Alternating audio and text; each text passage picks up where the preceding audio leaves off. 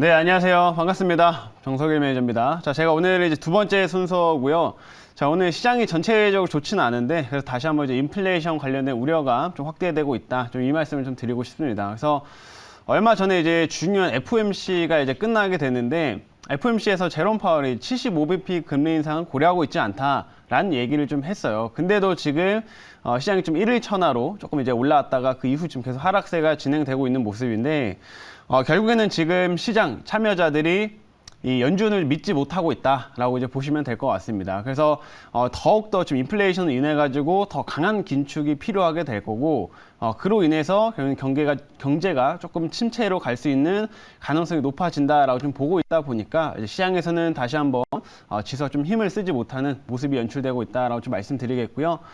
그래서 지금 이제 FOMC 이후로 지금 흐름들 보게 되면 결국 다시 한번 인플레이션 관련된 이슈가 좀 부각된 거라고 이제 보시면 됩니다. 그래서 인플레이션 이슈로 인해서 조금 이제 순환매가 나올 수 있는 뭐 식품 관련주나 이런 쪽이 있다 보니까 오늘 제가 그쪽 관련된 종목을 하나 준비를 좀 해봤고요. 일정 부분 이런 이슈들 지수가 조금 빠지고 인플레이션 이슈가 좀 부각될 때마다 한 번씩 올라갈 수 있을 만한 그런 종목으로 생각을 해주시면 될 것 같습니다. 그래서 어떤 종목인지는 뭐 제가 잠시 후에 좀 공개를 하도록 하겠고요. 이제 우선은 종목 리뷰 한번 들어가 보도록 하겠습니다. 첫 번째로는 그 보성 파워텍이라는 종목을 리뷰해 보도록 할 텐데, 자, 그래도 보성 파워텍은 제가 최근에 이제 편입을 좀 해서 한번 올라갔었어요. 근데 이제 다시 한번 지수가 밀리면서 상승폭을 조금 반납을 한 상태라고 이제 보시면 될 것 같고요.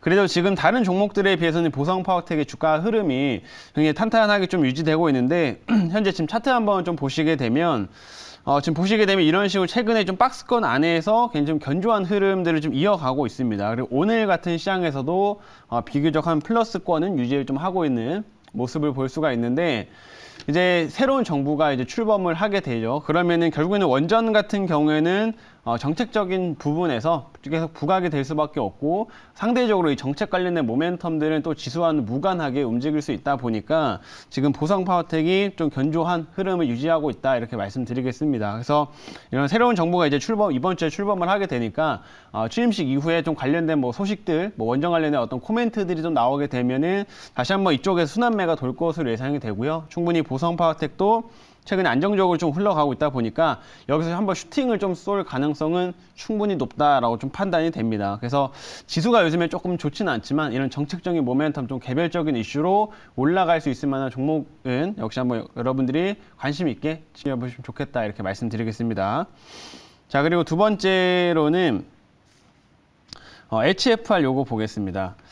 자, HFR도 지금 어느 정도 조정을 자, 받고 나서는 더 이상 빠지고 있지는 않아요. 더 이상 빠지고 있지는 않은데, 최근 들어서 이제 5G 관련된 좀 모멘텀들이 중간중간 부각될 때마다 한 번씩 시세는 좀 주고 있습니다. 근데 이제 특히나 HFR 같은 경우에는 제가 이제 5G 관련된 종목들 중에서 그래도 실적 부분들을 좀 충분히 가져갈 수 있는 대표적인 종목이다, 이렇게 말씀해드렸는데, 오늘 이제 5G 관련된 종목 쪽이 좀 움직이고 있는 거는 삼성전자에서 이 6G 주파수 관련돼 가지고 새로운 보고서 좀 발간이 되었습니다. 그래서 삼성전자가 이제 향후 6G까지 선점을 좀 하기 위해서 벌써 연구를 좀 하고 있다라고 이제 보시면 되겠고, 그게 오늘 좀 이슈가 되다 보니까 5G 관련주 쪽에 좀 움직임이 만들어졌는데, 이제 6G 관련된 모멘텀들은 그냥 이슈가 나올 때마다 한 번씩 좀 추가적으로 움직일 수 있는 재료다라고 생각하시면 되겠고, 실제로 HFR이 좀 주가가 다시 한번 쭉 올라갈 수 있는 모멘텀은 결국에는 실적을 좀 보시면 되겠습니다. 그래서 특히나 이런 HFR 중계기나 이런 걸 만드는 업체들 같은 경우에는 최근에 미국 쪽, 뭐 버라이즌이나 뭐 AT&T 이런 쪽으로 수출을 좀 많이 하게 되면서 안정적으로 실적을 좀 올리고 있는 상황이고요. 요즘에 통신 장비 업체들이 코로나가 좀 이제 완화가 되면서 다시 한번 투자를 늘리고 있는 시점인 만큼 HFR도 충분히 그러한 부분에서 실적 성장을 이어갈 수 있다라고 보시면 됩니다. 그래서 지금 최근에 이제 한번 조정을 충분히 받은 상태여가지고 뭐 더 이상 빠지고 있지는 않습니다. 그렇지만 이제 여기서 한 번씩 뭐 5G 관련된 모멘텀, 6G 그다음에 실적 관련된 모멘텀이 부각되면 충분히 다시 한번 쭉 반등을 이어갈 수 있는 종목이니까 이 종목도 이런 자리에서 역시나 관심 있게 보시면 좋을 것 같습니다. 그래서 오늘 HFR까지 이렇게 리뷰를 좀 마치도록 하겠고요. 이제 새롭게 신규 종목 오늘 좀 편입을 해보도록 하겠습니다. 오늘 신규 종목은 제가 이제 음식료 관련된 종목을 하나 준비를 해봤고요. 자, 지금 현재가는 소폭 상승 좀 해서 지금 3,045원 위치해 있고요. 종목명은 정다운이라고 하는 종목입니다.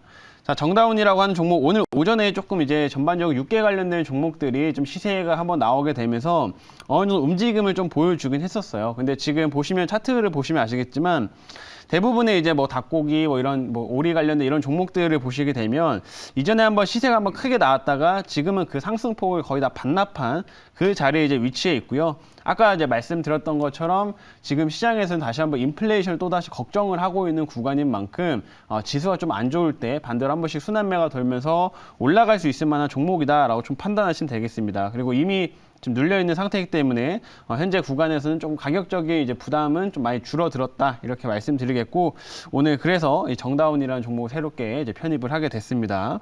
자, 그러면 제가 이 종목에 대해서 어떤 회사고 모멘텀이 뭐 있는지는 제가 준비한 자료 보면서 말씀드릴게요.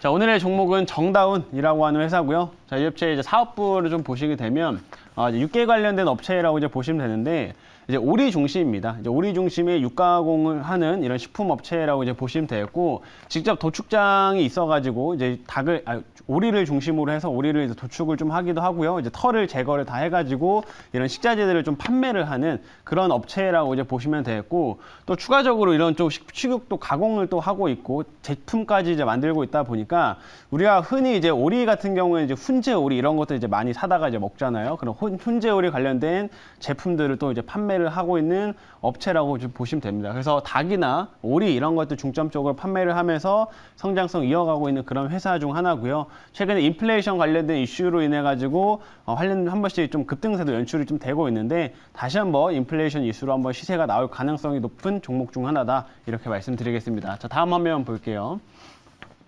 자, 그리고 제가 이제 다시 이런 종목들을 준비한 이유가 뭐냐면 일단 오늘 어떤 이벤트가 하나가 있습니다. 바로 러시아 쪽의 이벤트를 좀 볼 수가 있는데 오늘 우리나라 한국 시간으로 하게 되면 오후 4시쯤이 될 거예요. 4시쯤에 이제 러시아 그 푸틴 대통령이 직접 이제 연설을 하게 됩니다. 이제 전승 기념일로 해가지고 이제 러시아 푸틴 대통령이 연설을 좀 하게 되는데 지금 이전까지 보게 되면 9일날 전면전을 선언을 할 것이다. 아니다. 승리 이제 선언을 할 것이다. 이런 식의 좀 의견들이 계속 오가던 상태였습니다. 그래서 이번에 아마 관련된 코멘트가 좀 나올 가능성이 높다라고 좀 판단이 되고요. 근데 지금 현재까지 흐름들을 좀 보게 되면 아무래도 승리 선언을 하기보다는 어느 정도 이제 전면전에 대한, 그러니까 좀 전쟁에 대한 가능성을 선언을 할 가능성이 훨씬 더 높다라고 좀 보시면 될 것 같습니다. 실제로 오늘 오전에 일부 좀 외국 쪽 트위터에서 이제 러시아의 이제 어떤 한 남자 국민들이 이제 총동원령 종이를 받았다라는 이런 소식도 좀 전달이 됐어요. 이게 아직 공식적으로 확정이 된 건 아니긴 하지만, 아직 확인된 부분은 아니긴 하지만, 이런 내용들까지 조금 떠도는 걸 보게 되면 어느 정도 이제 전쟁을 선언할 가능성이 좀 높다라고 이제 보시면 되겠고, 근데 이제 전쟁을 선언한다고 해가지고 뭐 주가가 큰 폭으로 빠지거나 이럴 것 같지는 않습니다. 왜냐하면 이미 지금 러시아는 전쟁 중인 상황이기 때문에 이제 표현만 조금 바꾸는 거지, 이거에 주가에 미치는 영향은 생각보다 크지는 않을 거다라고 판단이 되고요. 이 이벤트로 인해 가지고 전반적으로 종목에는 좀 영향을 줄 수 있다라고 좀 봅니다. 그래서 다시 한번 인플레이션 관련된 종목들이 좀 움직일 수 있는 이벤트이기 때문에 이런 이벤트에도 우리가 한번 관심을 가지면서 정다운을 주목하시면 좋을 것 같습니다. 자, 그리고 다음 화면 이제 볼게요.